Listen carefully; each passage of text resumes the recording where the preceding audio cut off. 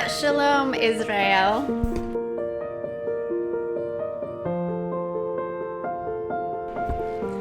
Shabbat Shalom, Israel. We will be live shortly. I am testing audio. Yay! Hopefully this is great. All right, see you soon.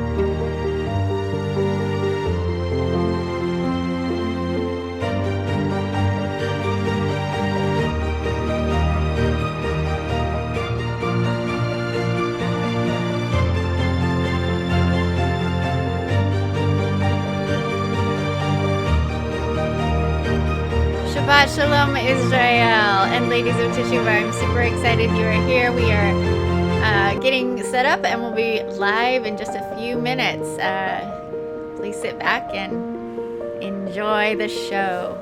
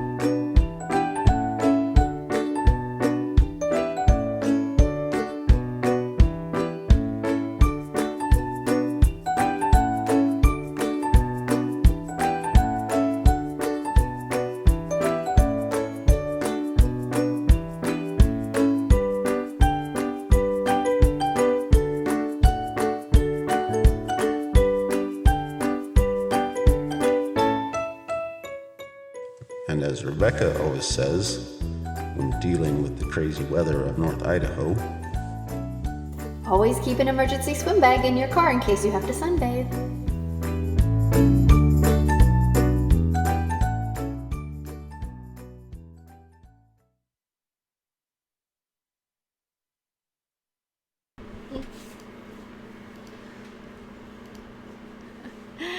Yay! I think we're live. Yay! Shalom, shalom, scattered Israel and Ladies of Teshuvah. I am and your families. Welcome to the show. I am Rebekah and Isaac, and welcome to the Happy Hippie Hebrew Girl Show, where my goal is to help you do what you've learned, as in move your head knowledge into heart knowledge. Yay! So get ready for a fun and meaningful show. This evening I have new segments. So there's a new newsroom, there's a new camp song, there's a new story, new travel trip, and a tip, and a new treasure, and I have more planned for you this evening. So thank you for joining me. Here we go.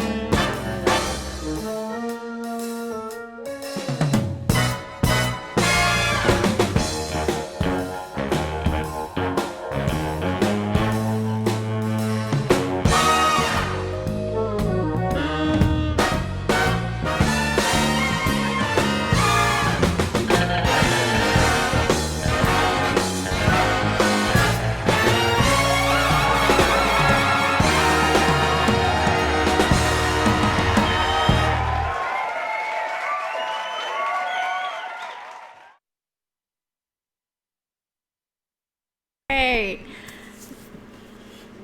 Yeah, there we go. Okay, so welcome. And we have tonight in the house, Isaac is in the house tonight, and so is Hadassah. Hadassah is going to join us a little later to tell us her favorite things about the last fall feast season, and Isaac is going to help me chat about some some things on the table. So you're going to join me hopefully for the next 90 minutes or so. Actually, it's more like 80 minutes or so for a fresh approach to how to walk the narrow path of the Melchizedek priesthood in a way that honors the God of Abraham, Isaac, and Jacob, and his son, Yeshua HaMoshiach. I'm super happy you're here tonight. And just like I said, Isaac is going to join me, and we're going to talk a little bit about Shemini Atzeret, the last great day, how to celebrate it, what we do as a family, and how we collect treasures, that sort of thing. We're going to talk all about that. And I also have some videos and personal videos and pictures to show you from the last fall feast season.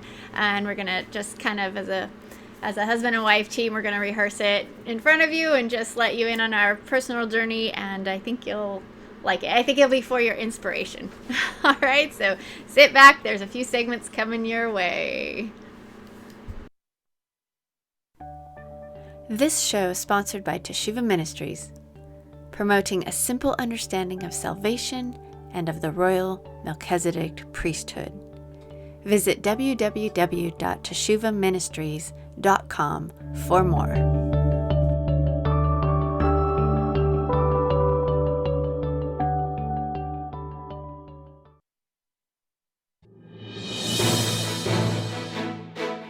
Good evening and welcome to the newsroom. I am Rebekah Bat Yehovah, and tonight we are going to look again at like father, like son. How does Yeshua, the son, echo the father? Yod He Vav He. All right, so tonight we have on the table, we are going to look at where Yeshua says and Yehovah says, do not add or subtract from what I am telling you. So here we go. We are going to start with what Yeshua says in Matthew 5:18. Please open your scriptures to Matthew 5:18. And we see that it says true, he says, and this is a beautiful text that a lot of you have memorized, but truth I say to you, until heaven and earth pass, one jot or one tittle shall in no wise pass from the Torah until all be fulfilled. All right, so he's saying don't add or subtract right there. And then let's also look at Matthew 23:4. It says, they bind together heavy burdens which are grievous to be borne, and they lay them on men's shoulders, but they will not lift a finger to help. Here you see the rabbis and the religious leaders adding and piling on burdens to them, to the people. So then let's look at what Yehovah says, what the Father says. So we are going to look here in Deuteronomy 4:2 to see what Yehovah says. The Father says, do not add to what I command you, and do not subtract from it, but keep the commands of Yehovah your Elohim, for I am your Elohim. And then in Deuteronomy 12:32, we also see him say it again. See that you do all that I command you, and do not add or take away from it. So here we clearly see that Yeshua is echoing the Father. So once again, proof that Yeshua came to speak the words of the Father and not his own words. Very good. Until next time, I'm Rebekah Bat Yehovah.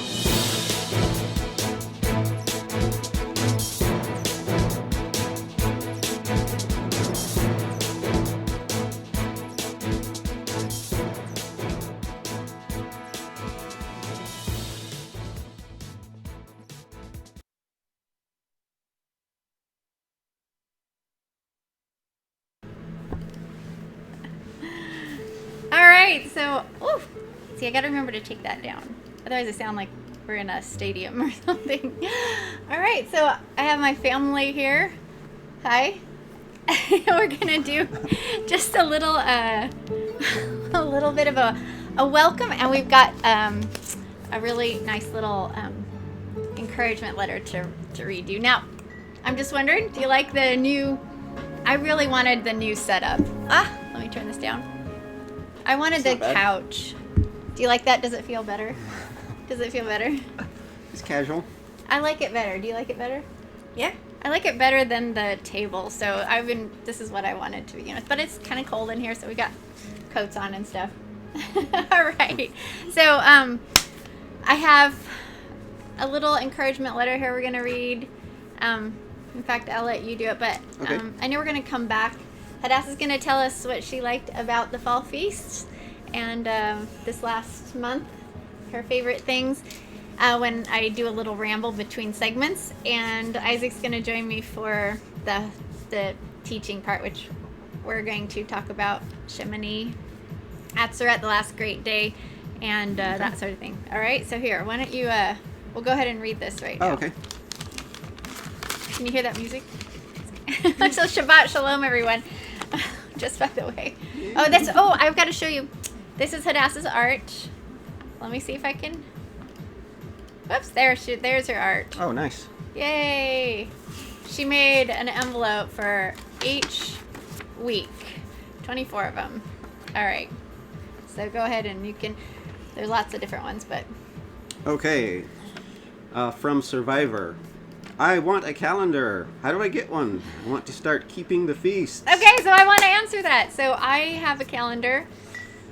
Is it cool? Do you like my calendar? I like my calendar. You do have a calendar. I do. It's an interactive calendar, so no matter what calendar Reckoning. Thank you. Method. Whatever reckoning you're using, and there's plenty of them. Yes. We have definitely made a stand on that, but anyway, I have a calendar that has a place where you can have really nice pictures, some teaching on the calendar, on the biblical calendar, as in the Aviv moon. Aviv barley-sided moon. Sorry, there's no such thing as an Aviv moon. Well, whatever. Anyway, it's a calendar, and it has all the months, and it's not for a specific year, so you can go ahead and write in when the feasts are for that year, and it actually gives you instructions according to the Torah. It has you little hints and reminders on how to find those. So it's a really wonderful calendar. So yes, Survivor, you can go get my calendar on our Teshuvah Ministries website. If you go www.Teshuvah Ministries, and by the way, there's another Teshuvah Ministries out there that has no H, just so you know. So it's TESHUVAH ministries.com will get you to our website, and then you can go and you can click on store, and you'll see a Rebekah Co. store, and in there then you can order the calendar. Yep. Or you can go to lulu.com as well. Anyway, go ahead. Sorry. Okay. Bernice said, love your teaching. You make it simple and easy to understand. Please continue to post more teachings. Shalom. I'm trying. We're trying. Simple and easy to understand. That's the idea. That's the idea. That's what we really are striving for. And I love my mom's teachings too. I know she has a little iPad, and she watches those at night when she goes to bed. She watches and watches and watches and watches them. Yeah. That's why I make for my kids. Yeah. And the grandkids will say, what did Grandma and Grandpa believe? Oh, yeah. Okay. Alexander says, you are appointed and anointed. Wow. That's cool. That's heavy. You are a great woman of Yahovah. May the Ruach HaKodesh rest on your shoulders and lift your ministry to new heights. Like, pick me up and help me fly. Yeah. Yeah, you fly. Mhm. Oh, I pray for the rock every day. Like, I start early, I work early, and then I fall to my knees and really just don't want to be about anything else than what they want me to. So I want them. That's and true. if I don't feel the rock in me, then it's no good. Then I just stop and wait because I don't want to speak my own words. Okay, last one. This is from Iron Disciple. I wish you guys would create an opportunity for people to come and stay with you for long weekends to experience the life and to get a dose of your spiritual path. That sounds like somebody grabbing onto saying, tell me what the hope that lies within you. Mm-hmm. It could be a great ministry and a stream of income for you, and if you decide to do it, put me at the top of the list. You are beautiful people doing life in a beautiful way, and I am certain that your Father is blessed as your children are. Wow, thank you, Iron Disciple. So nice. And we tried that actually. We did. We have. We did try. That's a nice one. That was a nice Maybe one. it was nice. We've tried to invite that sort of thing, and so that's what, like, we want to do retreats at some point and all that stuff, but honestly, we have tried. And at this point, it's either not being blessed by Papa, or it's just not time yet. So at the right time. Well, we I started really this want that, show so. kind of for that reason. Yeah. Was to culminate in an annual Annual long retreat. weekend retreat. Right. For the ladies. Yes. And then we opened it up to the ladies and their men, and then we opened it to ladies and their families. So, who knows? You know, I think it might just become Who something knows? that happens at Sukkot in the land. I don't know yet. We'll see. Would you like to join us in Israel for a long weekend? There you go. That actually, that's part of the. Yeah, I won't go any further, but that's definitely something that's starting to get All laid in on good my time. heart. So, all right. I don't know if I have the actual. I don't. So I normally have a slide here, and you can send a nice, constructive, helpful comment. We would love to hear how you are being blessed by our ministry, because we're the real deal. This isn't for money. This is because of love. All right. So thank you, and now let's have a campfire song from this summer. Did you have fun up on stage this summer, or at camp? I think I did. Remember when we were singing? Mm-hmm. Yeah, that was fun. So here we go with the campfire song from 60s, 70s. Welcome to beautiful Hayden Lake, Idaho. I'm Rebekah and this is my friend Bruce.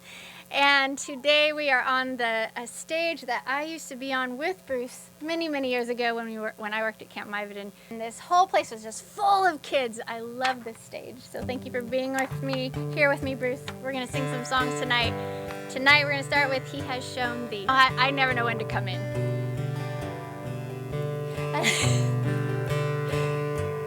He has shown thee, oh man, what is good, and what doth Yahweh require of thee, but to do justly, and to love mercy, and to walk humbly with Yahweh. He has made thee a woman to play a role. You're to keep your eyes fixed on Him. You're to celebrate using your beauty. You're to walk hand in hand with Yah. He has told thee, oh Adam, what to do. You're to use your words to guard your woman.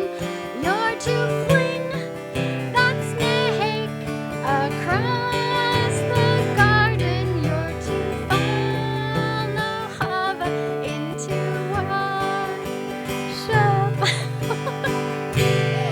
I love those 2 extra verses I came up with. You're to fling that snake across the garden.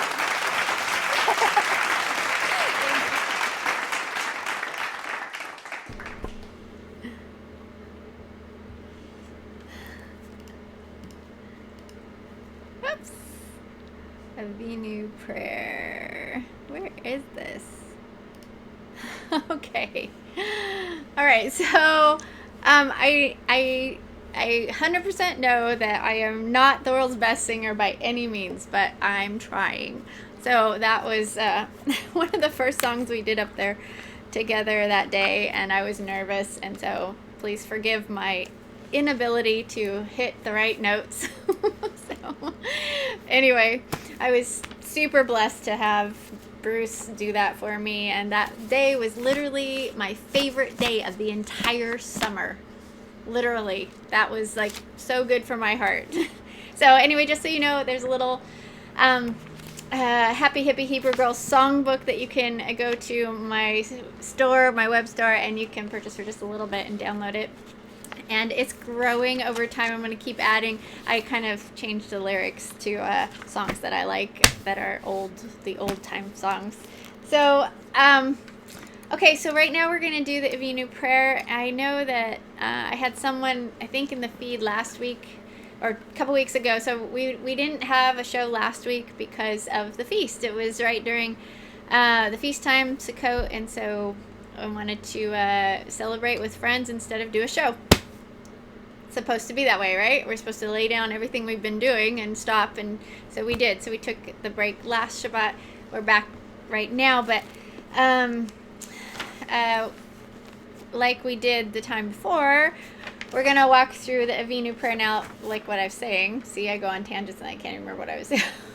But I had somebody say that they didn't think we should be doing rote prayers, like written out prayers and that sort of thing. And I want to make clear that I'm following Yeshua's prayer. So Yeshua taught us to say a prayer. But basically it wasn't just say these words completely, you say the prayer, but also it's the structure by which you make all your prayers. So, and also I just want to clarify there's two kinds of prayers. I love how John Eldridge talks about it. There's two kinds of prayers. One is prayer of let's get something done, as in the heavenlies. It's a very spiritual warfare prayer. So there's things you have to do, things you have to say to get rid of the demons and that sort of thing. But there's also the heartfelt prayer. So the heartfelt prayer is definitely more of just a free flow. So I'm not for rote prayers per se, except that I'm just wanted to pray before we finish or keep going on the show, and to learn the Lord's Prayer or the Father's Prayer, the Avinu prayer in Hebrew together. So, and it's just what Yeshua taught us to do. So if you have a problem with it, then go talk to him. I don't know. All right, let's see if I can find my slides.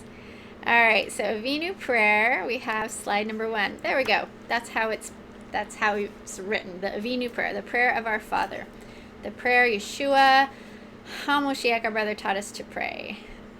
All right, and then, whoops. There we go. It's, the reference that I'm using is a book called A Prayer to Our Father by Nehemiah Gordon and Keith Johnson. So I guess, it's so sad, but I have to, people that teach and stuff online, you have to kind of make a disclaimer sometimes when you recommend something, because, not every single thing that somebody teaches or says is right. The only one who is 100% right is Yeshua. So I just have to clarify there's some things in this book that we don't agree with, but the premise of it, the whole of it is wonderful. So I want to learn and, glean kind of thing, right? That's what we do with everything. All right. So Matthew 6:9-13. I just want, for those who are new to this and don't know what this is all about really, or why we need to learn this prayer in Hebrew, I just want to clarify that Matthew 6:9-13 in the KJV, which is what we basically have all learned this prayer from when you're in Christianity, says some things that actually the Hebrew version doesn't say. So we know that they found Matthew in Hebrew, and so we want to go back to the original as far as we can to know what she was actually telling us to do. So it says, "Our Father which art in heaven, hallowed be thy name," which, for me, I always thought that word hallowed had something to do with Halloween. So hopefully I will not say that every single time I go through this slide. But anyway, "Thy kingdom come, thy will be done in earth as it is in heaven. Give us this day our daily bread, and forgive us our debts as we forgive our debtors. And lead us not into temptation, but deliver us from evil. For thine is the kingdom, the power, and the glory forever. Amen." And as you see, that little line in red isn't actually in the original manuscripts, the oldest ones, at all. So that's been added. I remember singing this when I was at different places. But here's how the Hebrew Matthew version goes. Matthew 6, again, 9 through 13. The prayer in, what Yeshua would have actually been saying. And this, the changes are subtle, and sometimes people will be like, well, that's semantics. But hey, let's listen to it. It's pretty cool.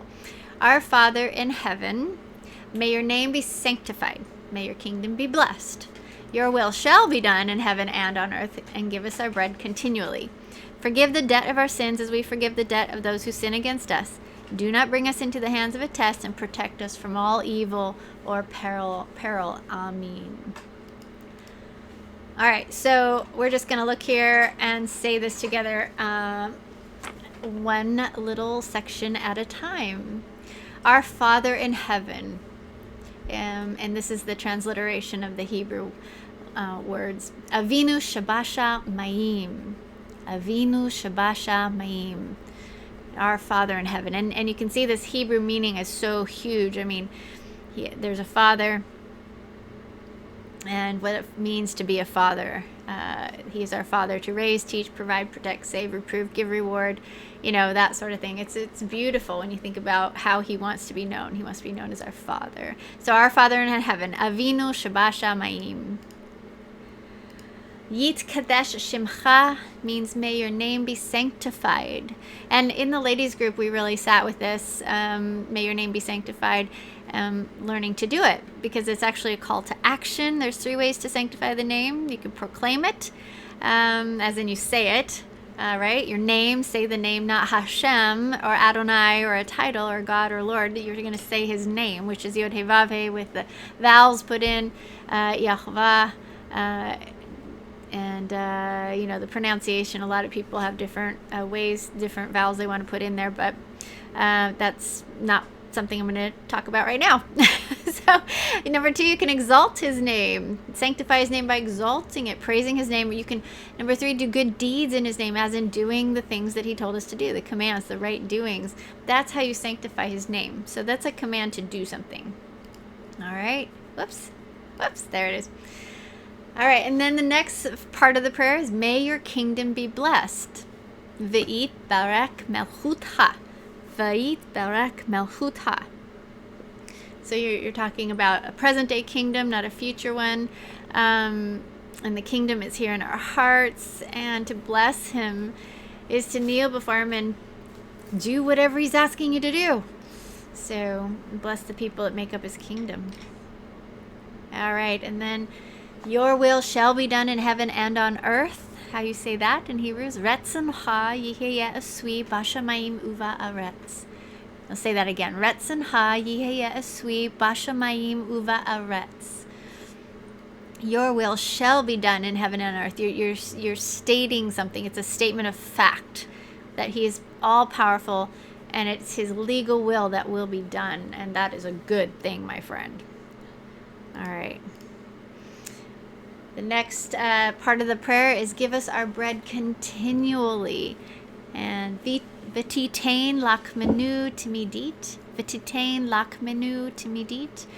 And it's like, give us food of substance, Our very lives depend on him and his provision. And so we need his words in our hearts, and not just the bread, that we eat that fills our stomach and gives us energy, but the bread of life every day, Yeshua. We have to eat of Yeshua in order to have life, right? Right. Whoops, where's that? There it is. The next part of the prayer says, forgive the debt of our sins as we forgive the debt of those who sin against us. Umehol lanu chatotenu ka'asher anachnu mohalim. Let's say that again. Umehol lanu chatotenu ka'asher anachnu mohalim. Wow, that's so powerful. I love this. This is what we're actually going to focus on just for a second when we're done saying the prayer together. But forgive. Man, that's a huge thing. He is the forgiving Elohim, is he not? And to walk in his ways and walk like Yeshua. Wow, we have to forgive our fellow human beings. So as you see there's a little bit of study. There's many different words for forgive.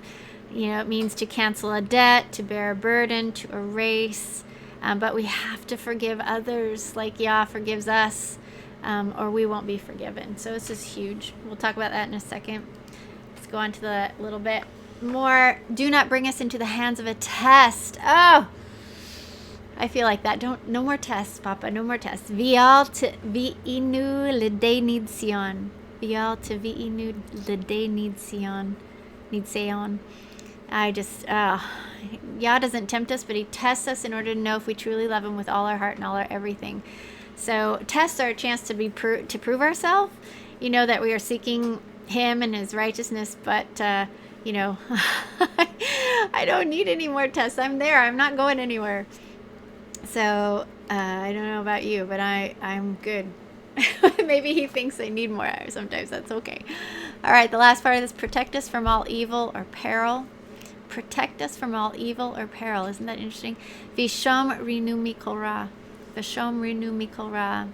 So it's a protection from all evil, from attacks and accidents, evil, peril, destruction, all forms of harm that we can actually ask for that, and we're supposed to.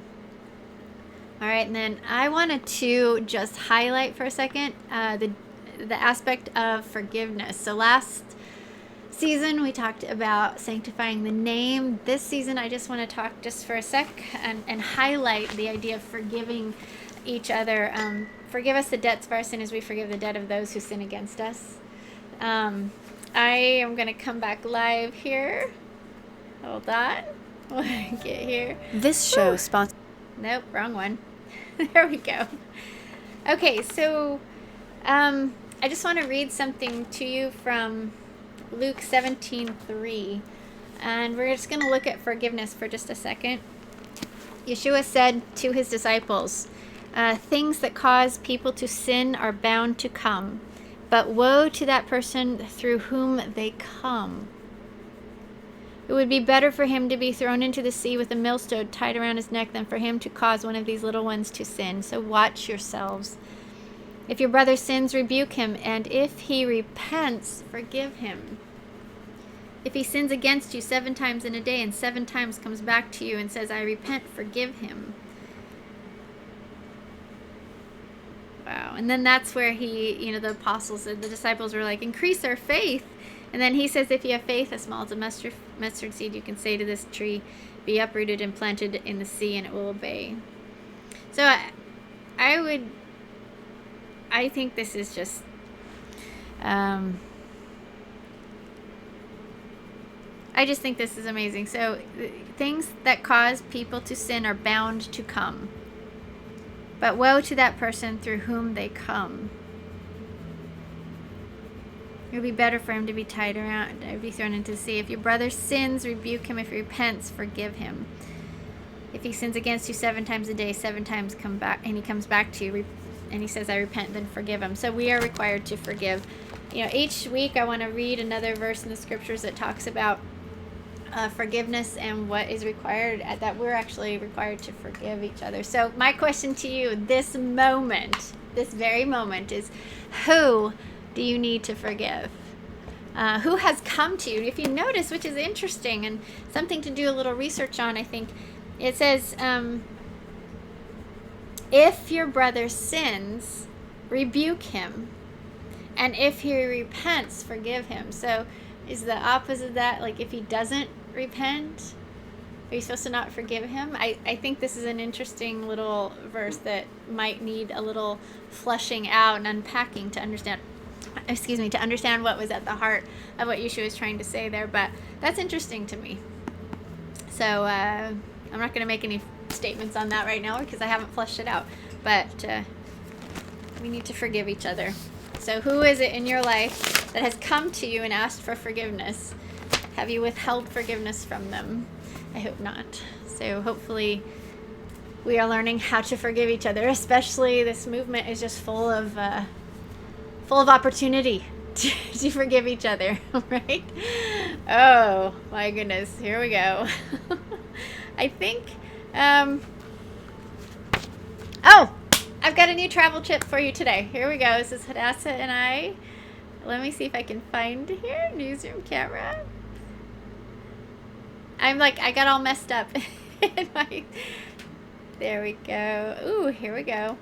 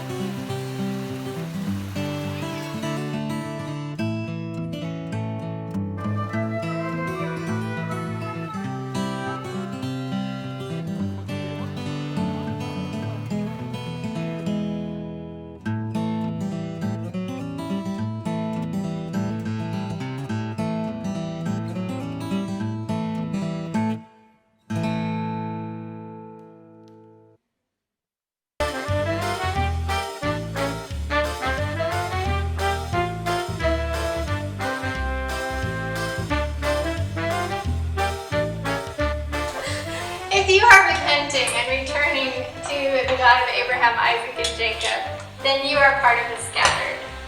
And it is prophesied that one day Papa Yah will plant you in the land to stay. But perhaps before then, you'll get to visit. It's your year. But last ago, we went to visit Israel.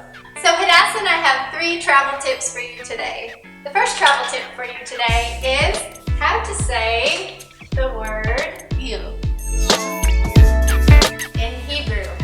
If you're going to talk about the other person, you are going to say, do you want to read it? I think it's simple enough.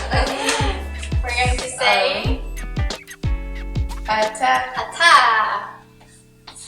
ata, or at,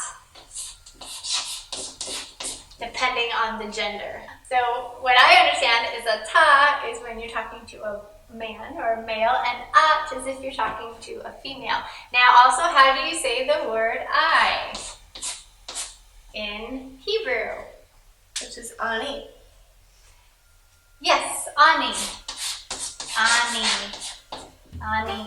So you can add the I, like, or my name is Ani, da da da da da. So we are not fluent in Hebrew by any means, but this is street Hebrew that I wish I would have known when we were visiting the land last year. Travel tip number 2 is you have to get this amazing herb. You must bring it home. It's called za'atar. And let me actually write that for you. Za'atar.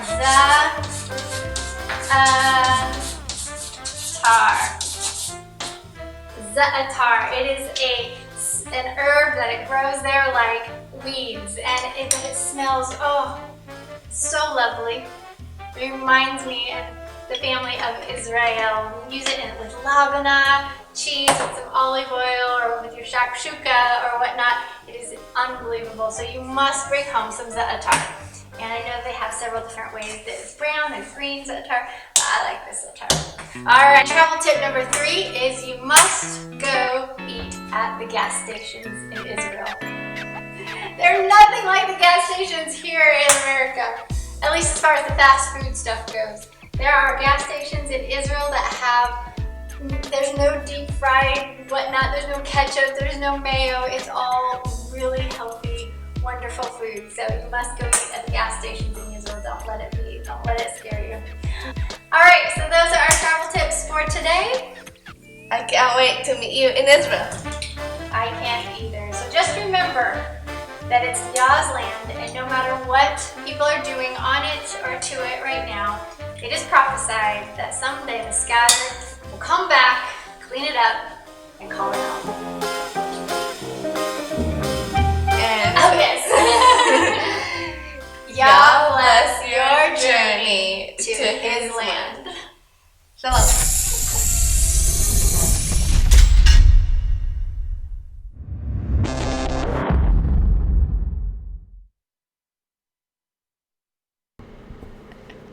So I just wanted to break in here before we go to the story time. What's the time? This is the za'atar, and our family has made. It was like one of the things we said when we came back. We came back with lots of spices and oil, olive oil and wine and all this wonderful stuff, and even mud from the Dead Sea that I used. We have 3 bags, and I used one. Just so you know, just when I do this. I have been ridiculed by this is the number 3 in ASL. I used to be an interpreter for the deaf, so when I say 3, it's this, okay? I'm not doing anything funky. It's 3. Okay, it's the number 3. If I did this to say 3, it would be a W. Okay, I'm totally tired of people saying that I'm saying something weird when I do this. No, I'm not trying. It's number 3, okay, in ASL. Okay, people? Okay, now where was I? Oh, we have 3 bags of Dead Sea mud, and I used one of it this last summer. Anyway, but we said that we were going to go back to Israel when everything was gone. All the stuff that was usable was gone. So we have like 1 tablespoon left of za'atar. I brought home a lot, but we've gone through it a lot. So definitely if you go, get a lot, bring a lot back. My friend Wendy brought so much back, but I should have brought more. But maybe, 1 more tablespoon. Can we go back, Isaac? Sure. You don't want to. Yeah, we both want to. All right, so now story time.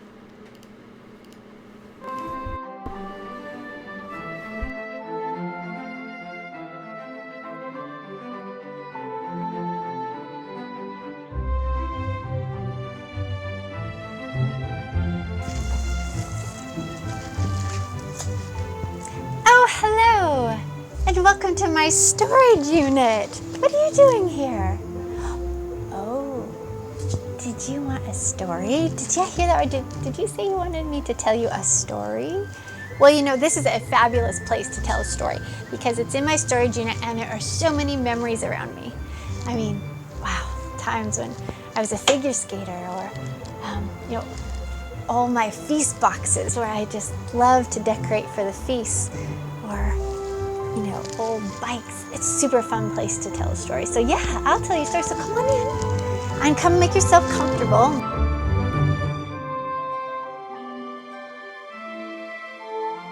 Let me see. Now, what story should I tell you? Oh, I think I saw something that I love really a lot. This is my wedding album.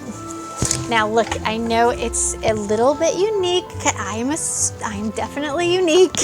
So of course I'm gonna have a unique wedding album, and it's super heavy. Isaac made it for us.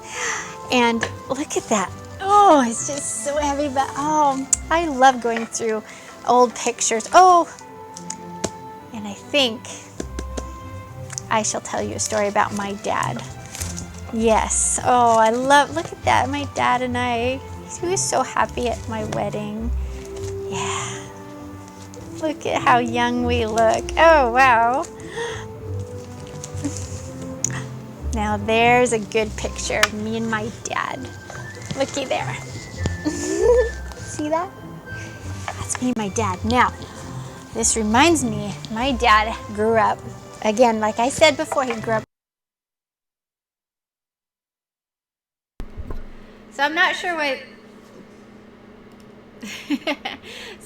why the voice was off on that. So I'm going to go ahead and start that story time again because the voice wasn't with the picture. So just bear with me. I'm super sorry to do this, but it's a 8-minute story, so I don't want you to the whole time not be able to have them together. So hold on. Let me try this again.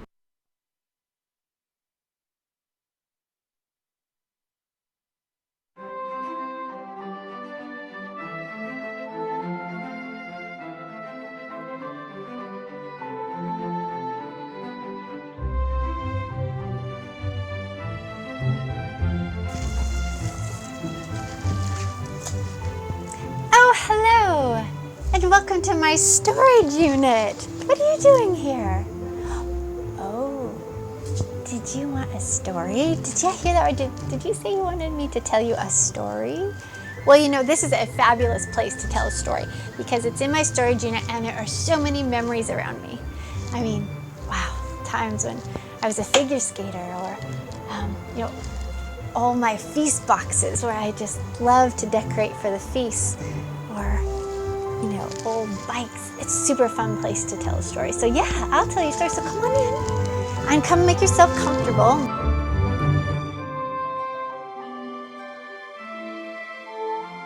Let me see. Now, what story should I tell you? Oh, I think I saw something that I love really a lot. This is my wedding album. Now look, I know it's a little bit unique. I'm definitely unique. So of course I'm gonna have a unique wedding album, and it's super heavy. Isaac made it for us. And look at that.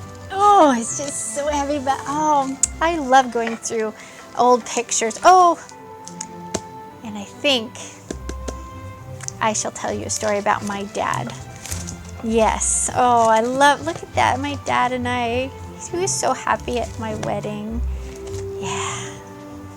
Look at how young we look. Oh, wow. Now there's a good picture of me and my dad. Looky there. See that? That's me and my dad. Now, this reminds me, my dad grew up, again, like I said before, he grew up with a big family. And thing he liked to do when he was young was hang out with his buddies. And they would go, they like to go hiking, they like to go backpacking, they like to go hunting. They like to do a whole lot of things outside. They love to hang out at Spirit Lake, where Mount St. Helens is.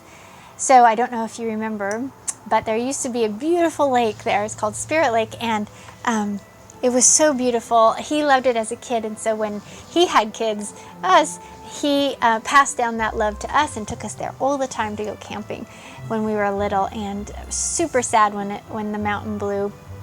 In fact, I still just cannot stomach the fact, I just cannot go back yet, because I remember loving that place as a kid. There's so many wonderful memories there that I just couldn't imagine going there and not seeing what I remember. But my dad and his buddies would love to go hang out there, and sometimes they would do stupid things. So they were out there one time, three of them, so him and two buddies, and they went up to Spirit Lake campgrounds. It was like in the evening, so they got there at night. I don't know what they were doing, but one of the guys had to go to the bathroom. So they stop by the bathroom in the campground, and he opens the door, and a big old black bear is in the bathroom. And I know that the guy came running out. There's so many memories, so many things my dad told me, and I wish he was just here to tell you. I don't know all the stories in massive detail, but one of the things, there was also, I remember him telling us about a bear in a dumpster there at Spirit Lake Campground. The bears would love to dig in the dumpsters.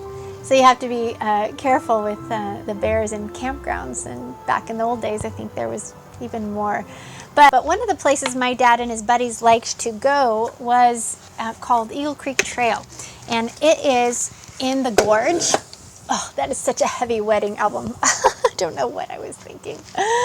Anyway, but it is in the gorge. And unfortunately now with the fires this last summer, the gorge, this whole area is kind of almost gone. But back in the day, this is a beautiful, beautiful trail, and it has a steep gorge, like there's a river in the bottom of this canyon, and the trail goes up high and looks down into the canyon, and you can go for miles and miles. My dad used to take us, and we would go backpacking up there, 13 miles.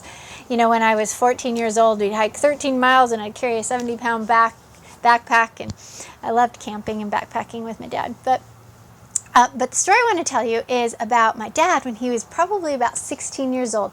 He was up there with his buddies and his brother, I believe, and one of the places that is super steep and super scary is you kind of crawl, there's this little trail that kind of hangs off the cliff, and it's got railings and everything, so you gotta hold on, but it's pretty steep. And you get past that, and it kind of opens up, and there's this meadow, And then it's kind of a rolling little hill, and then at the end it just kind of keeps rolling, and then it drops like 1,500 feet. So it's a little bit scary because it can lull you into thinking that you're okay. Well, my dad is 16 years old, and I think from what I remember, he was chasing grasshoppers, and he was catching grasshoppers and in this little field. So they were hiking, and he stops to eat lunch or something, and he's chasing these grasshoppers. Well, he got a little bit too far on this little hill, and he began to fall. And all of a sudden, somebody grabbed his belt that he had on his pants and pulled him back, and it was his brother. So when my dad tells the story, he says that his brother saved his life because his brother grabbed him and pulled him back off that cliff. He would have fallen, and he would have fallen to his death. So again, another story of Papa providing for us when we don't even know we need it. And he just shows up he's like, it's not time. You've got stuff to do for me, and I want you to no, it's not time. Another wonderful story about the provision that Papa gives us, even if we don't even know we need it, even if we have no time to pray, or we don't even know who to pray to. He was right there to save my dad's life, and had my dad not been saved, I wouldn't be here. So I'm so thankful that Papa was protecting him back then, right? So I have lots of stories to tell, so definitely come back again, okay? I hear a U-Haul truck probably pulling up to unload. I hope they keep going a little ways. Oh my. Wow, that was a big truck. So thank you for coming by to hear a story. Thank you for asking me for one. I love telling stories. You'll come again, right? Yes. All right. Well, I love to end my stories with, and they lived happily ever after. Yeah. I'll see you later. Come again. Bye-bye.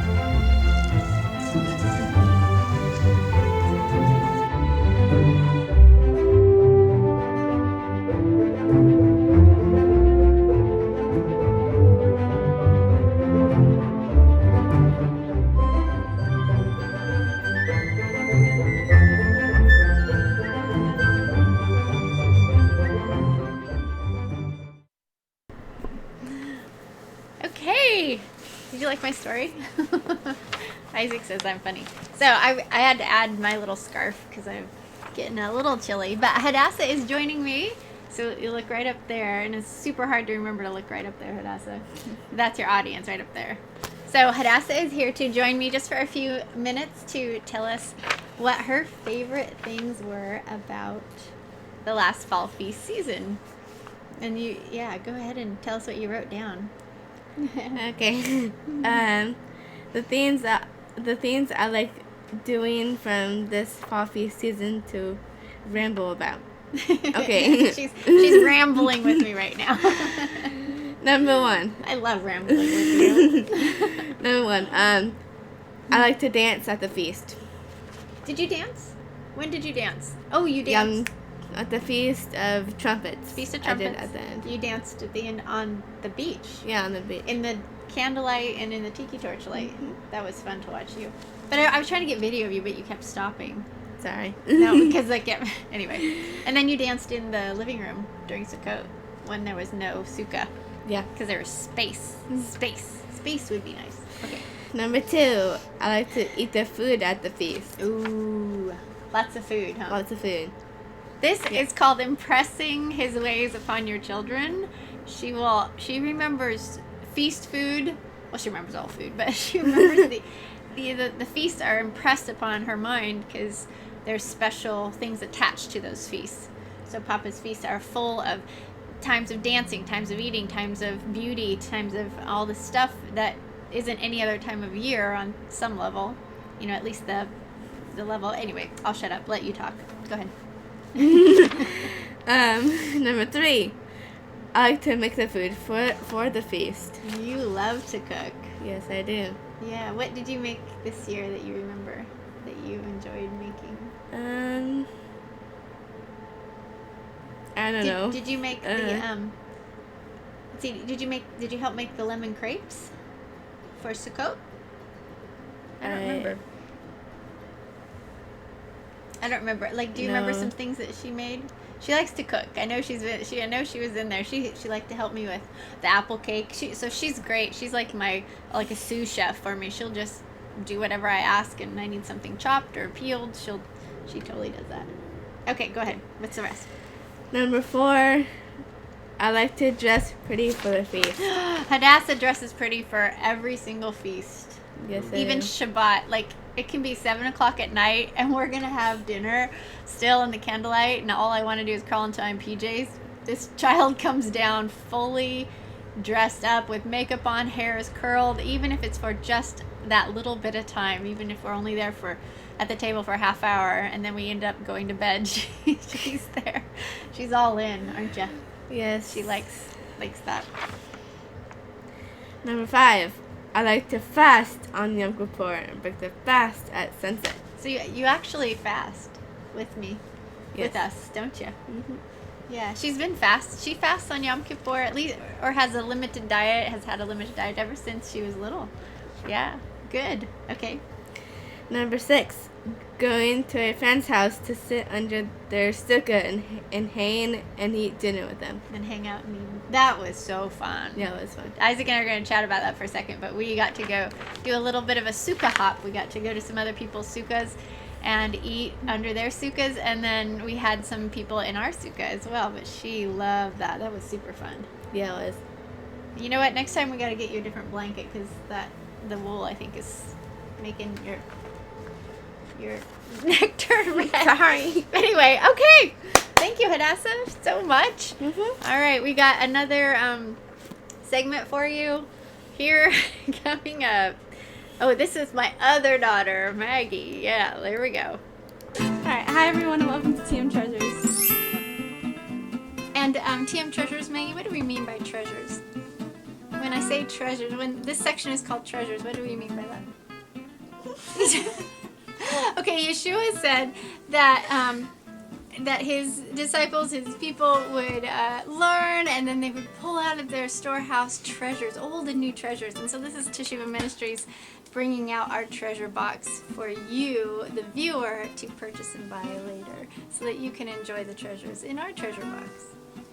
Yes, so here we have 2 more books that you've done.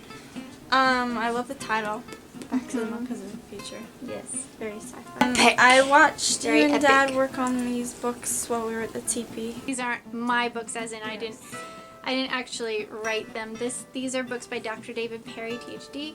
And so what we did, Isaac and I played the role of editors, and frankly, and publishers. So we edited the books, we published them, but frankly, we really translated this book.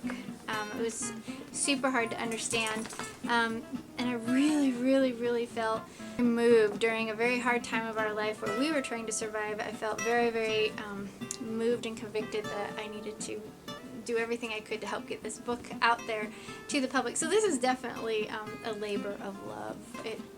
In the middle of a very hard situation, Isaac and I, we edited and basically translated sentence by sentence, went very, very carefully through David's manuscript, trying to make sure that that normal, general people could understand it, and that it stayed true to what he was trying to say.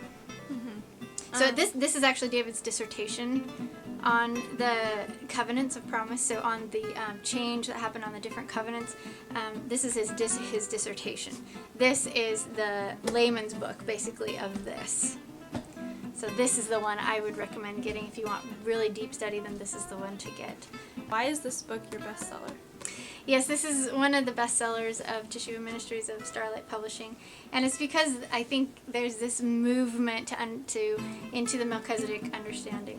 If anybody who wants to understand the change that's provided for in the Torah in Genesis 49:10 and on into Hebrews 7:12, you need to get these books to understand this change and to begin to get your eyes opened up so you can see the scriptures in a new light, and what the scriptures and what the Torah is actually teaching and what Yeshua actually came to do. So these are foundational books that help to simply expose what the scriptures are actually trying to say, what the bigger picture is, and to look at the change provided for in Torah in Genesis 49:10, as well as that we see unpacked again in Hebrews 7:12, especially in all that and what Shaul was actually trying to say. So David did a great job of trying to help us unpack it, but Isaac and I actually took his words and really translated and brought it down into language we could understand, and structure, sentence structure and whatnot. That is good for us to an easier read. So hopefully you have these books, or you're going to get these books, and they will help you on your Melchizedek journey.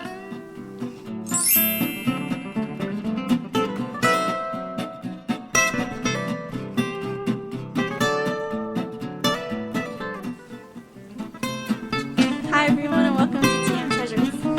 No, you can do it. Yeah, that's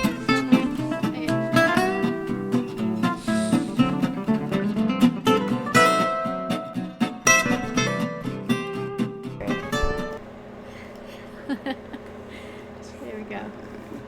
Is that fine? Do you think that... Okay, so there you go. Maggie's hilarious.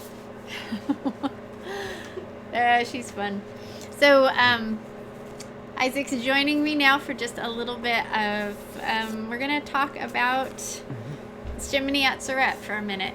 And then we're going to actually talk about some things that happened to us this fall feast season. And I have some personal pictures and videos to show you, simply for your inspiration, because remember, I really want to encourage you to live out and walk out what it is you're learning to do. So it's not about just, learning, sitting on a couch somewhere or in a pew or wherever, learning from these talking heads, which we need some to need the data, need the new information. But then we need to actually, the point of it is to do it. So, all right. So I just want to give you some encouragement to do that. So right now, let's talk about Shemini Atzeret just for a moment. Okay. So Shemini, put this over here. Shemini Atzeret, if you don't know, I have a fall feast handbook that that talks about all four fall feasts, Yom Teruah, Yom Kippur, Sukkot, Shemini Atzeret. So in the Shemini section, it's really cool because it has the feast command, which you can find in the scriptures. Yeah, has some commentary from me. But Shemini Atzeret is an interesting feast, and I'm not going to do a teaching on it or anything. I have a video out there in my playlist called Feast Basics block. That's so you can go there and look at the video Shemini Atzeret, and it's a good hour and a half video or whatever that has a teaching on it from me, if you're interested. But how do you celebrate Shemini? Right. Because in the commands, there's no props. There's nothing that actually. Where's the commands? It's up here. My fingers are cold. On the 8th day, which is of Sukkot, Shemini Atzeret, you shall have a holy convocation and present an offering of fire to Yahweh. It's an assembly. It is an assembly. You shall do no laborious work. So it's a Shabbat. Mm-hmm. That's important. So it's a high day, a high Shabbat. So no work, no usual work. You take that one off, and then you assemble.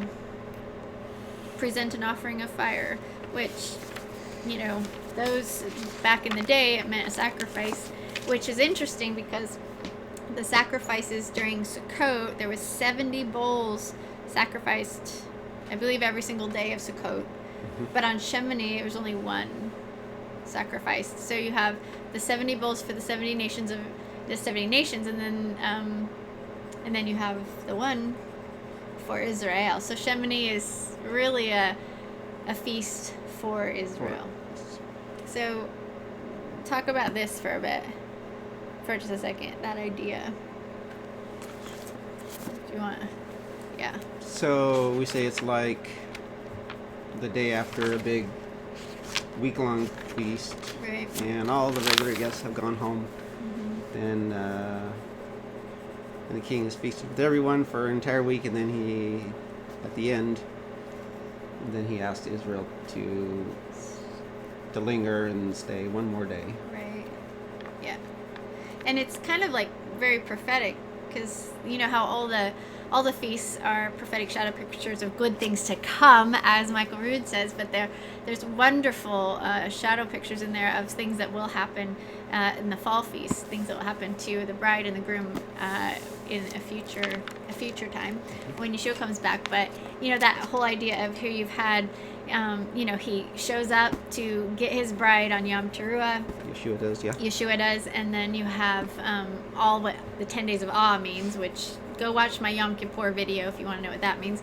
And then you have Yom Kippur, where they actually basically go to court in heaven and they get legally married, kind of thing. And then you have the Sukkot, when it's consummated. How do you say it? Right. So when it's consummated. So then, but at the very end of that, so you have this big party, everybody's celebrating, you know, Yeshua takes the earth and whatnot, and then you like have this tacked on, it seems like it's tacked on little feast. It's kind of naked. It's kind of like there's nothing, he doesn't say to do anything except rest and just, you know, assemble with him. So the idea being that it is a shadow picture of this beautiful time where bride and groom will be alone together. That's pretty cool. Yeah. I think that's cool. So there's some clues in there on how to celebrate it. Yeah, there's a couple. Yeah. Well, yeah, and when you understand when you, like, as you're thinking about how to celebrate these feasts, I mean, you look at the things that you've learned about them, and then you go, okay, so I've learned this about this feast now. How can I attach it to a new tradition or an old tradition or something? How can I make that, like, prominent when we celebrate it so that we can remember? So there's several things about Shemini I'm just going to touch on real quick, is that you know, there's this idea of lingering a little longer. Then there's also this idea of what Shemini Atzeret actually means. Shemini means eighth, so we know that 8 means a new time. We know that, you know, you have the 7 days of Sukkot, which is basically representative of the 7 millenniums. You know, Yeshua gets to reign, he's going to take the earth, reign on that 7th millennium, but the 8th millennium is actually when Yehovah comes back and brings the New Jerusalem. I see that as it's one and the same, but it's separate at the same time. So there's that beautiful thing. Then there's also beautiful truth about it. Then there's also the idea of Shemini Atzeret being about water, about the water libation ceremony. Okay. Which is super cool. I mean, if you read Jim Staley's stuff on it and how he explains what happened, they were doing some of that all throughout the week of Sukkot, the water libation ceremony, but on Shavuot, that was like the biggest. Are you cold? I'm sorry. We're going to see our breath. I'm sorry. Do you want to sit here? Here, I'm trying to make that closer for you. That's kind of good. All right. So on Shemini Atzeret was a really big deal. It was the climax of the whole water libation ceremony. So I guess the priest would go down. This is during temple times. This is how they celebrated it for thousands of years. The priest would go down to the pool of Shalom, and then he would draw some water, take it up to the temple, and everybody's watching, and everybody's praying, and everybody's like, you know, partying and praising and everything. He takes it up to the temple, and then basically they pour it into grooves, and they mix water and the blood in the grooves, and it flows together, and it falls down and it anoints the Ark of the Covenant. Ding, ding, ding, ding, ding. Okay. I mean, it is so amazing. It's so cool. Here they've been celebrating and doing this tradition for thousands of years or whatnot, and it's all a shadow picture of what Yeshua was going to do. Okay. I just think that's super cool. So then there's the outpouring of the Ruach HaKodesh and all that. So there's all kinds of things about Shemini that you know, as you get to learn, like, how can we, like, you know, celebrate this and bring it down so our kids want to celebrate. Now, one of the cool thing, and I'm just gonna kind of I'm gonna focus on this for a second, is the Atzeret idea. So what's Atzeret mean? Gathering, to gather together. So it means to collect. Yeah, to store, to collect. Oh, okay. Okay, so one thing that I cannot believe that I didn't do all these years that we've been celebrating this, I never thought to put together a treasure box. So the word Atzeret means to gather, to collect, to store up. So the idea is that you look back over this fall feast and you collect all the treasures that he's given. Like, you know how the scriptures talks about, you know, what is it? Oh, the kingdom is like... Yeah. Well, no, a person will go into his and pull out store. A man who has been trained in the kingdom, he will go and he will pull out treasures from his storehouse, and you know, and he'll keep pulling out new and old treasures, kind of thing. Right. So the idea is, over the course of the last fall feast season, what treasures has Papa given you? And I tell you, if you're serious about this, if you're serious about this walk, and you are studying these feasts, I mean, and you're asking for the Ruach HaKodesh to walk with you through these feasts, you are going to get treasures. Yeah. Every single time, I promise you. He is not going to withhold. I mean, we have so many treasures. That's what so much of this stuff is that I do. It's like, man, I got a treasure. I got to do something with it. I keep it. I got to, like, you know, I'm not going to bury it. I'm going to share it. I'm going to pull it out of the treasure house, and I'm going to polish it and make sure it shines bright. So I cannot believe that I didn't do this before. But this is a little box Better late than never. I know. This is a little box that I made at my cousin's house just a couple days ago. I made it with Talina. So she made one, and then I was making one too. But this is gonna be what one of my brand new traditions for Shemini Atzeret. Since Shemini Atzeret means to collect the treasures, I make a little treasure box, and in it are some treasures, as in little coins I made with her with her glitter.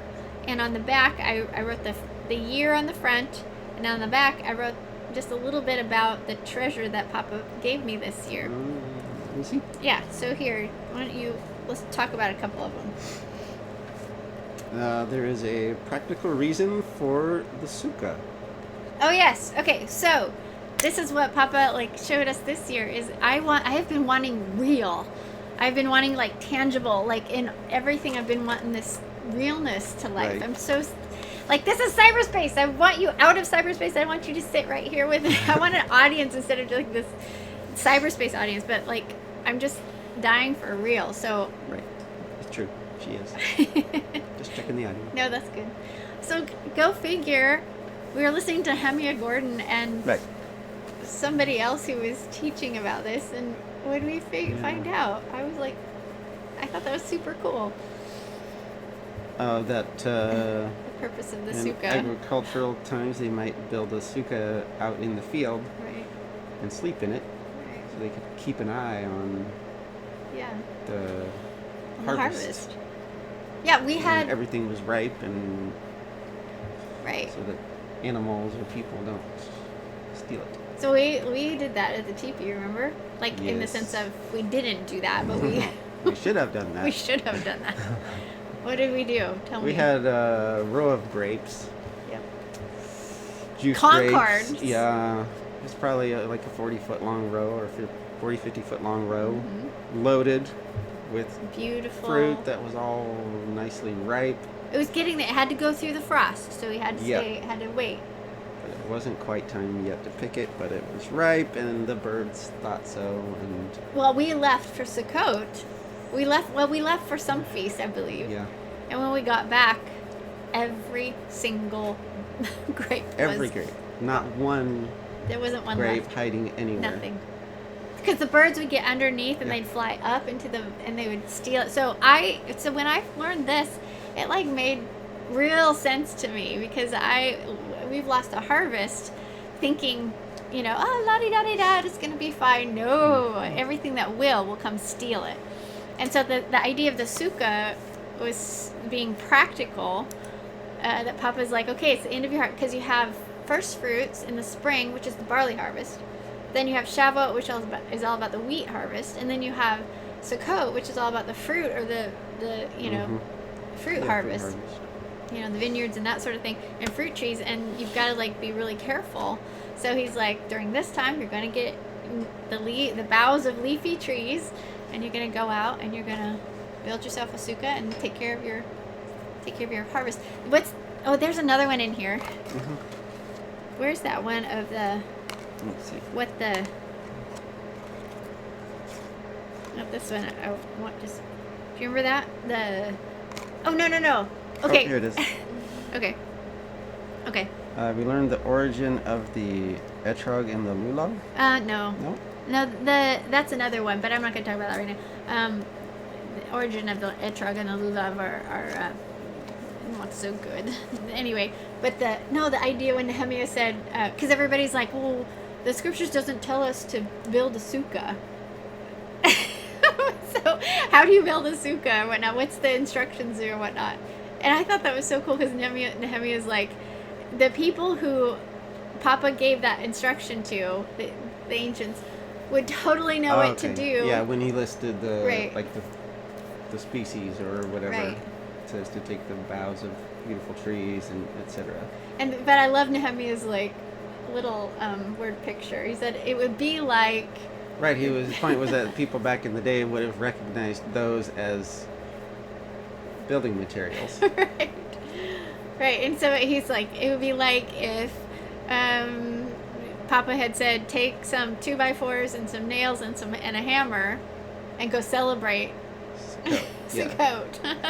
It's like, what, you're gonna take those and shake those in front of him? No, you build a sukkah with it. It was very hilarious. Okay, one more treasure, I think, and then we'll talk about something else here. Okay. Oh, okay. We got a lot From of Yom treasures this year. Kippur, this was Isaiah 58. Oh yes. And the fast that is required, not to live out only. So of course, not to live out only on Yom Kippur. I have to make it in a circle. But all year long. Yes. Okay, so yeah, Isaiah 58. That struck me at Yom Kippur. So the sukkah, that was a treasure I got at Sukkot. We got at Sukkot. This one was a treasure we got at Yom Kippur, which was totally the Isaiah 58. It's a game changer when you understand that is this fast. But what was so cool about it is a little pearl in that, in all of that, when Yahweh says, this is the kind of fast I require, and he's talking about the fast as in Yom Kippur, and he's saying, you must afflict yourselves or you'll be cut off. And it says you afflict yourselves on Yom Kippur, you'll be cut off. Afflict yourselves, whoever or, does not afflict himself in that day will be cut off. Which we were listening to a lady preach on this, and she said it could be read. And so most of the time it's read, you must on that day afflict yourself, or you'll be cut off. But she actually said it could be read another way, which it makes more sense and is more in line with the heart of Yehovah and what he's actually requiring of us throughout the rest of the year, is like, if we do not afflict our souls all year long, then on the day of Yom Kippur is the day, which would make total sense because it's a legal day, it's where the course is open. On that day, you'll be cut off. So that's a game changer to me, the idea of. So I'm still mulling around at that, like, not just, about feeding people and just all of what he says in there is, it's the fast that he requires. Not just feeding people spiritually, but feeding people food. Yeah. Like, I'm excited where Papa's going to take me on that. Anyway, all right. So I think there was one, like, I got treasures for each feast this year. One, I just back up. I shared one about Sukkot, shared one about Yom Kippur. Yom Teruah, right before Yom Teruah, we were watching what's that called? The Privileged Planet. That DVD. We were watching A Privileged Planet and found out that our planet isn't, you can describe this a lot better than me.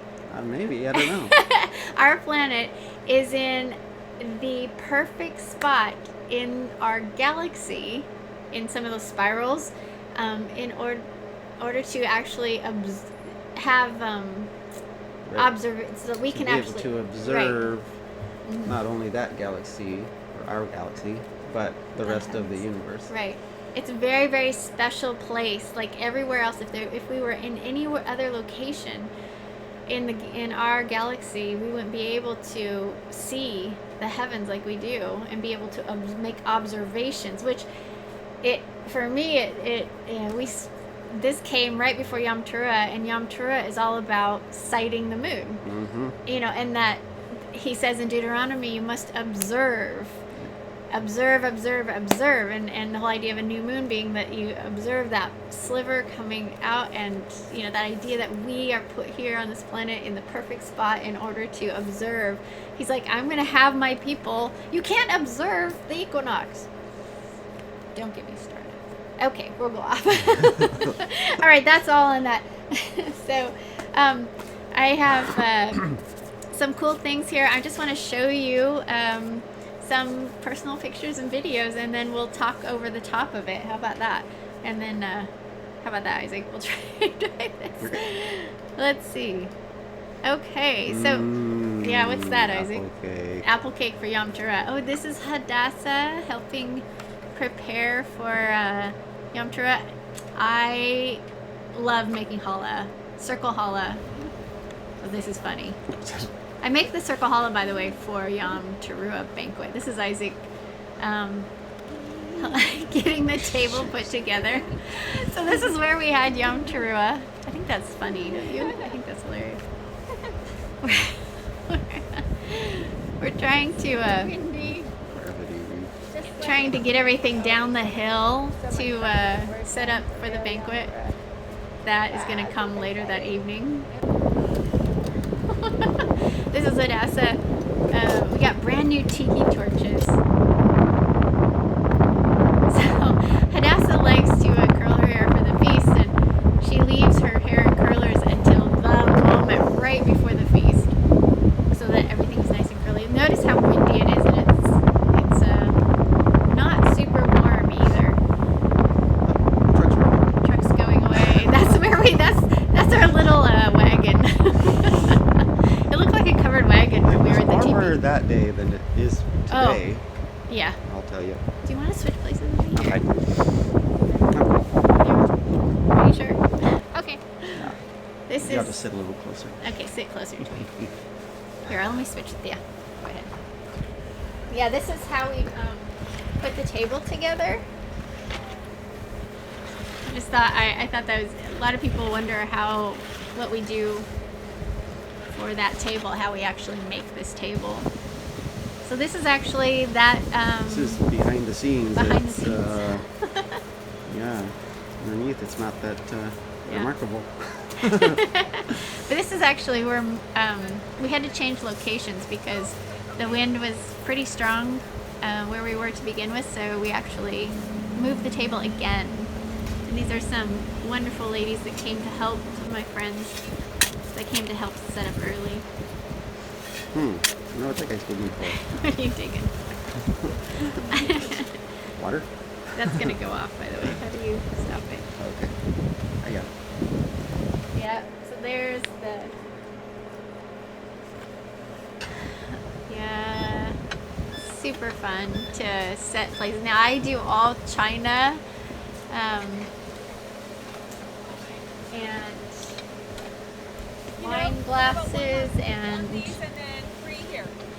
we try to put the candles all in something that the wind won't mess with. That's me that day setting up. Notice the wind and how windy it is. I'm surprised, Hadassah, you didn't have a bigger coat on. You look cold. I don't know. We didn't actually, nothing blew down that day. Yeah, no, that was pretty good. So this was, we were heading towards a late afternoon at this point. So there's the table all ready for the guests. And then the girls and I went to a bathroom, a public bathroom to get ready. This is Maggie. Okay, let me hold still. So pretty. No, it says prettier. There you What'd she say? go. She said that was her. What are we gonna do? Oh. A good thing. Is it windy? Oh yeah, Is it always windy? always windy. This is what I do on trumpets. One of my traditions is to take family pictures. So this was wonderful to have one of the guests a new friend be 'Cause willing. We're all together, we're all dressed up, and Yep. there's somebody else to hold the camera. That's right. That's my family picture for this year. Yay, I like that one. Yes. And I asked people to bring flowers for the table. So they brought a lot of different stuff. I have pretty long bring lists a lot of times, but they bring things to sit on, so coats. Yeah.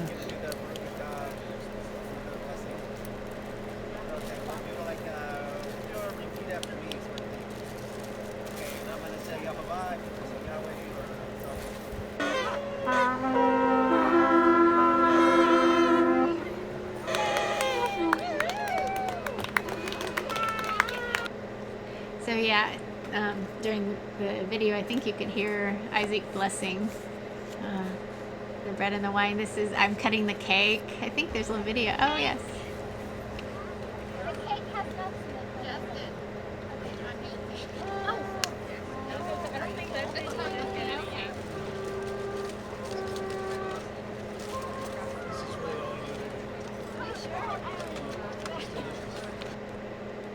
And afterwards, we all got together in a group and prayed and shouted to Yeshua. I love the evening time. We got to hang out. We'll tell you a story about that when we come back live. But this is my friend and I. Lots of wonderful friends came, and another great family picture after it's all said and done, and we're hanging out when it's dark. This actually was the day after, so we went to actually sight the moon the day after because we didn't get to sight it from the table. So here we actually saw it the next day. Same location, just went with just another friend and her daughter. Yeah. Yay, and then we got to see it and blow trumpets, and there's Tanis. Yay! Beautiful lady. So the moon we saw was a 2-day-old moon, and if you can see it, it's kind of down right there in the yellow. And then this was a cabin that we got for Yom Kippur. We actually got 2 cabins. Yeah, which worked out real nice. Yeah, there I am on the front porch as we're the evening or the afternoon of going into Yom Kippur.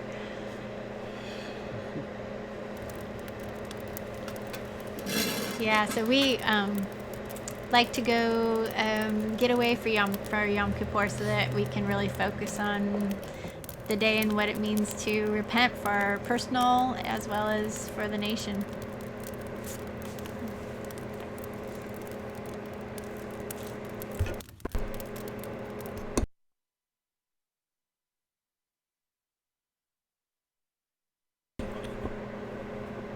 So this is me, like that morning, having some tea. So Hadass is that afternoon we got together, a bunch of friends came up, and Hadass is going through the book, looking at what Yom Kippur is all about.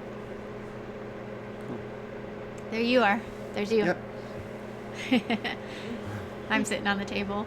We break the fast at Yom Kippur in the afternoon, late afternoon, and super cool that our friend actually was able to get a cabin there too, so that was fun. This is at the end of the day, and we're on our way home after Yom Kippur as the sun is setting on Yom Kippur. So we actually got to use that pavilion. Right, with the fire pit. Yeah. Did we build a fire in the fire pit? We did. Cool. So this is, I was trying to capture the moon at Sukkot. It was so beautiful. But here's something that we do during Sukkot, if we can, is actually harvest grapes. We do what's called urban gathering, or we go to a vineyard and get grapes.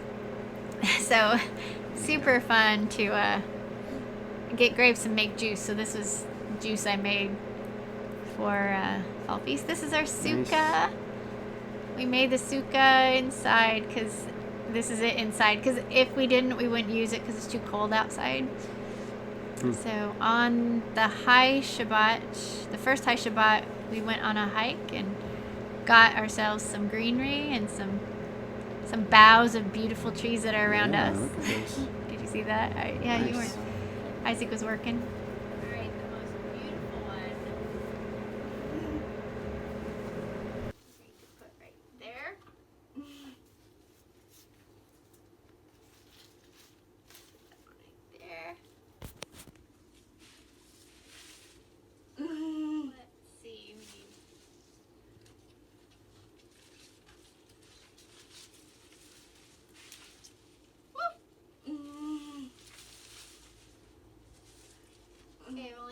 two more here. Maybe I'll put this one back here. These are so pretty. Well, no.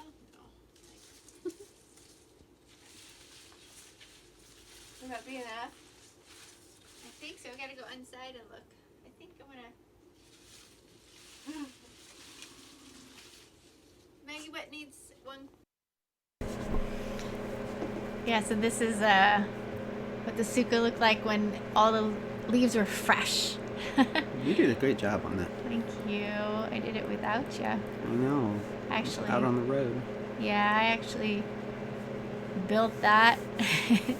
And that was our little birthday party for Yeshua in the sukkah. That's what it looked like from above. So this is our birthday cake. What was that? Lemon basbousa. Yeah, lemon basbousa cake for Yeshua. And something else we do during Sukkot is harvest wood. So I just thought I'd throw that in there.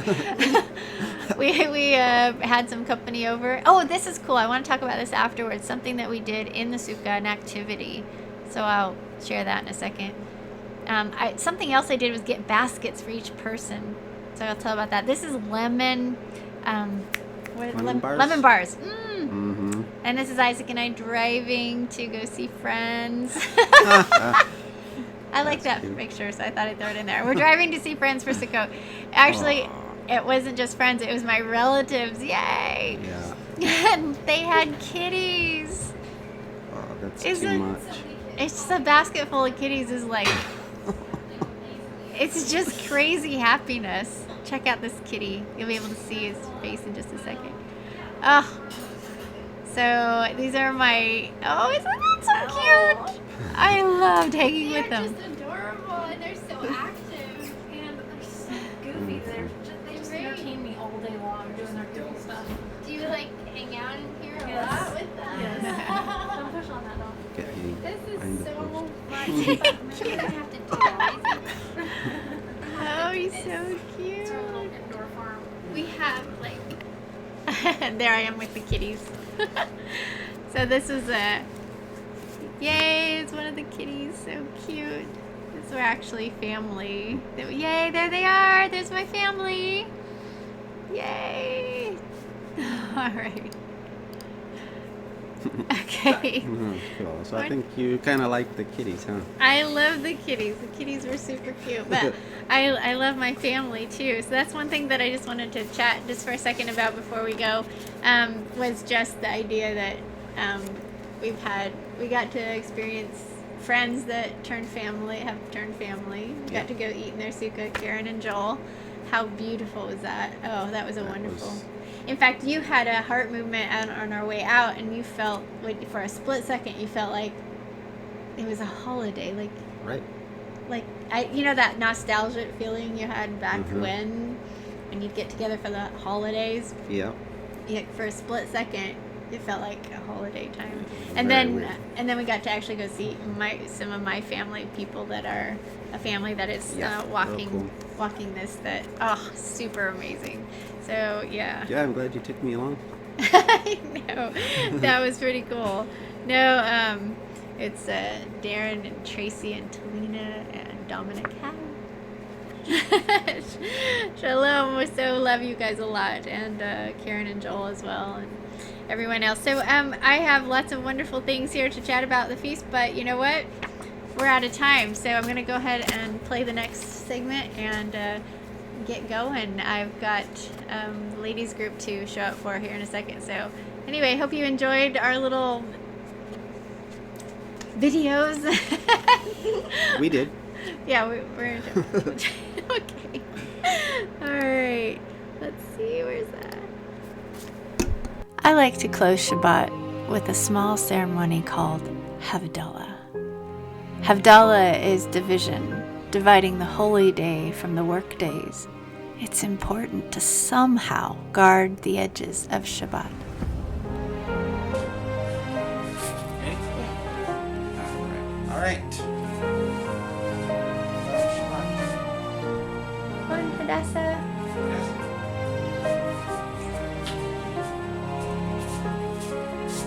Ready? Yeah.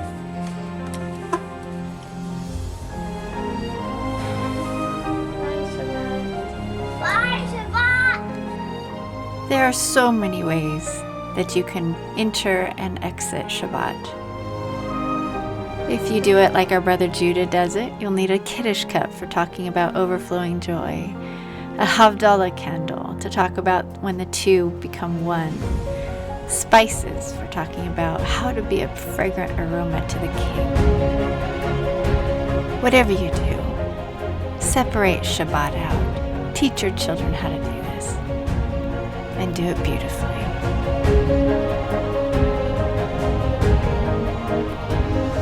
May the ways of Yehovah Elohim, the God of Abraham, Isaac, and Jacob, burn into the minds and hearts of the next generation.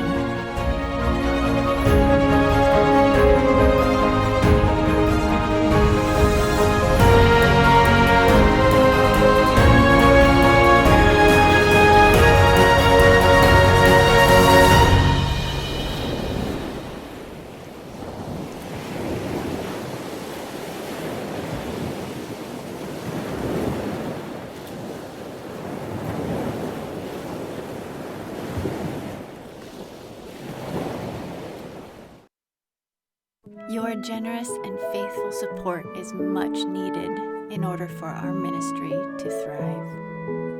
If you have benefited from our work, then please become a patron today. Visit www.patreon.com/Rebekah Garvin to give your support. Thank you.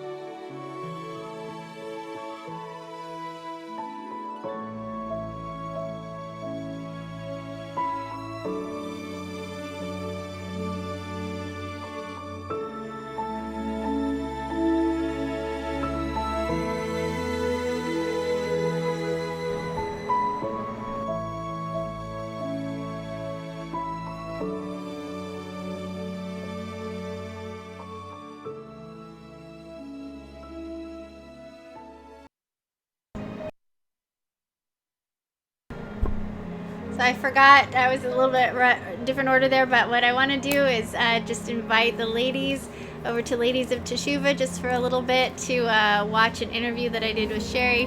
So definitely, if you are a Lady of Teshuvah or a Lady of Repentance, please come over to Facebook. I have a private group over there that you might be interested in joining. I am impressed with the ladies over there. I try to keep it as safe as possible. It's private, and I think you'll really like it. There's lots of support there, lots of joy there, and lots of prayers there. So definitely come over, type in Ladies of Teshuvah. I think there's a link here in the description. So anyway, I hope you have a wonderful week, and I'll see you next Shabbat for another Happy Hippie Hebrew Girl show. I'll be live over there in the Facebook group in about 3 minutes.